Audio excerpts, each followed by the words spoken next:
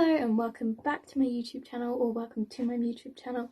I'm not going to be here for long because I'm actually going to give the mic to my sister in this video, as this is part 2 of my haunted house series.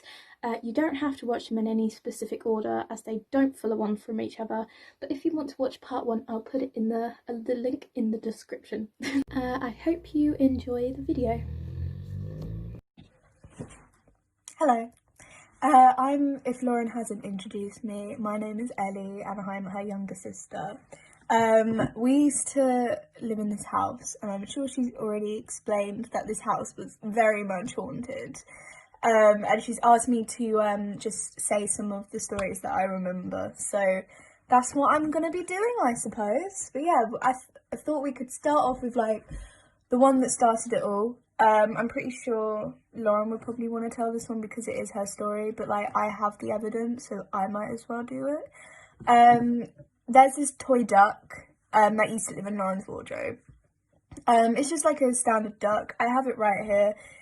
No name, just a duck. I'm pretty sure he used to do something because there's like a little button here, but anyway, it's a pretty old toy. You know, it got so old that it just ended up getting pushed back to the very end of my sister's wardrobe, so like no one could reach it. Anyway, my sister had her friend stay over this one time. Despite this duck, like, just, you know, not being touched for years, opened the bedroom door and boom, sitting in the middle of the bedroom door, staring at the door. So, you know, this duck has an ongoing name where it's like known as the possessed duck. And Lauren, the reason I have this duck in my bedroom and it's not in yours is because I had an urge to buy a haunted doll off of eBay, and our mum wouldn't let us. So the closest thing was this duck. So it's living in my wardrobe at the moment, but you're not home, so it doesn't matter. Okay, so I think the second story I'm going to tell is probably the most terrifying thing that's ever happened to me in this house. A lot of the things that happened to me, either I was quite far away from the location it happened, or I was with someone else, so it wasn't as bad, you know. I'd still get scared, but like I wouldn't be like jumping out of my skin scared, you know. However, this experience happened to me firsthand, right next to me, in the dark, and I was batshit terrified. So, basically, what happened was I used to, in our old house, I used to have quite a high up bed. Like, it wasn't a bunk bed, it had like a cupboard underneath, but like the bed was high up, so like you could fit another bed underneath easily, you know. And I also had these shelves next to my bed that had my bedside light on it, and then it also had all my art stuff because I like drawing. And so all my sketch pads and that were like piled next to my light on this shelf. And this shelf, you know, it wasn't like leaning like this at anything. There was no way the sketchbooks could just fall off. You know, something had to like pull them off or push them off, you know, but they couldn't fall off. They were very secured on that shelf.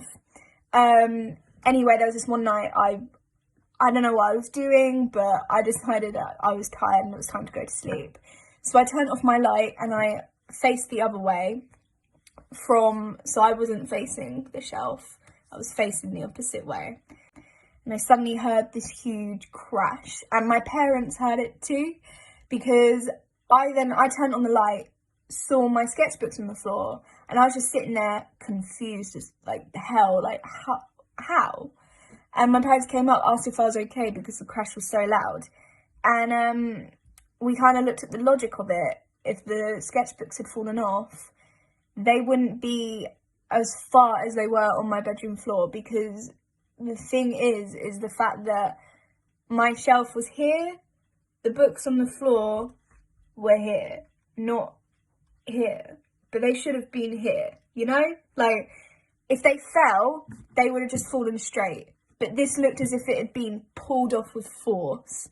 And anyway, I went downstairs for a little bit because at that point I was like, I'm not going in my bedroom. You know, there's something in there. It feels weird. I don't want to be in there. Anyway, eventually my parents wanted to go to bed, so it meant I had to go to bed because they wouldn't let me sleep in the living room. So I went back upstairs and I went back to bed, and the same thing happened one more time. It wasn't instant. It happened a lot later at night. But it did wake my parents up again, and it obviously woke me up, and that's when they were like, okay, you can go downstairs for a bit. They still made me sleep in that room, but they let me go downstairs for a little bit and watch TV, because it was scary, like, terrifying. Yeah, so I think that was probably the most scary experience. A lot of the experiences that I had, they were either small or, if I'm honest, quite funny, like humorous, like it just kind of makes my day, which kind of ties in with the next story I'm going to tell you, which another term that we use for this ghost. So she did have a name. Her name was Lizzie. Another name though that she had was the Potato Ghost, and the reason for that is my mum quite often would leave me home alone when she went to work, like in the school holidays and that, you know, she'd be working I think 3 days a week, so those 3 days chances are I'd be home alone because my sister was probably out doing something with her friends, and I was friendless at the time, or I wasn't, I just couldn't be bothered to meet my friends, so chances are I was alone in the house, and I just stayed in the living room all day. I was probably like binge watching a Netflix show or something, just, you know, vibing in the living room. And I didn't hear any commotion in the kitchen whatsoever. And in our old house, the living room and the kitchen were technically joined. So if there was commotion in the kitchen, I would have heard it, clearly. Anyway, we have like a drawer in our fridge for like potatoes and that, like jacket potatoes. And if it was a person doing this, once again, would have heard the drawer at least open to get the potato out, but I didn't. But anyway, basically, my mum came home from work, and the first thing she said was, "Why is there a potato by the kettle?" And I was like, I don't know, maybe you put it there, or maybe my stepdad Steve put it there. She's like, nope, there definitely was not a potato by the kettle when I left. And I mean, that's a pretty short story. That's all what happened. We figured that the potatoes moved. Things did move in our house quite a lot, so it wasn't out of the ordinary. It's just we found it quite funny that out of everything that could have been moved, you know, it was a potato from the fridge. So yeah, that stuck with us. And then she deemed the nickname the Potato Geist. Next story also happened, well, kind of happened in the kitchen.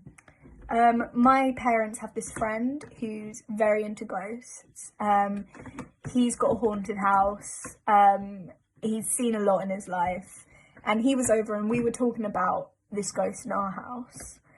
And when he left, I was like, right, I'm going to summon this bitch. Because I was just really intrigued at that point. I didn't really feel scared of ghosts anymore. I was like, look, if I'm going to live with this ghost, I may as well face it firsthand. The ghost, Lizzie, she did not appreciate that. I think that's the first time we've ever had her provoked in a bad way, and I'm pretty sure it was the only time. But as soon as I said I was going to summon her, the power just cut off. And my stepdad looked to see if there was a tripped wire or whatever. Nothing could have turned the power off. Everything seemed absolutely fine. So it wasn't like an electrical thing. Everyone else on our street had power. It was just us. There wasn't anything wrong with anything. Like, we couldn't turn the power back on because there was nothing wrong. The power turned on by itself a few minutes later. But we're pretty sure that had something to do with the fact that I said, right, I'm going to summon her, because it's just too coincidental that I said that and then the power just cut off instantly. And all I remember is screaming and my parents making fun of me. So that was, I think, the first experience I ever had.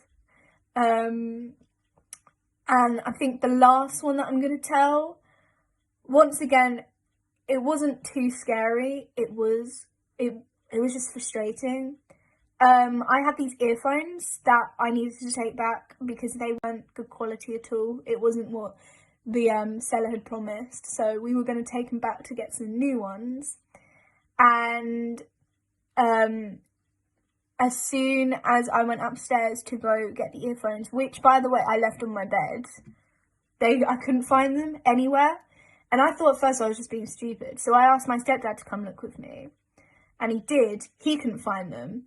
It got to the point because we needed these earphones. We started flipping over mattresses, demolishing my bedroom, trying to look for these earphones. Went in my sister's room, looked in there, not to be seen. Parents' room, not to be seen. Bathroom, not to be seen. Even the airing cupboard, nowhere. Downstairs, nowhere. So we gave up. We were like, okay, well, I guess we're not taking back these earphones. And I went upstairs, kind of in a sulky mood, to go get my bag because we were still going shopping. And the earphones were sitting on my mattress, despite the fact that my stepdad had turned over that mattress multiple times to try find them. The earphones, even if it was on the top of the mattress, it would have fallen through my bed. So those are some of the experiences. There was a lot more. But it's gotten to the point where there are so many stories that I don't forget them, but it just, muddles with me in my head because I'm like, but yeah, a lot of things happen. A lot of scary things, a lot of funny things. And if I'm honest, living in that house, it gave us a lot of, occupation.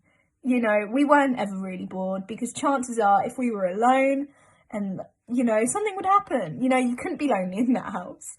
Oh yeah, last thing I was going to say is I have about 3 friends that all experience this. First time they came around my house, I didn't tell any of my friends that my house was haunted because a lot of my friends believe in ghosts, but they're very scared of them. So when they first came over, I wouldn't mention it to them. However, at least 3 of my friends all told me the first day they came over that they were too scared to walk up the stairs by themselves. They needed me to walk up with them because they felt as if something was going to grab their ankles from beneath.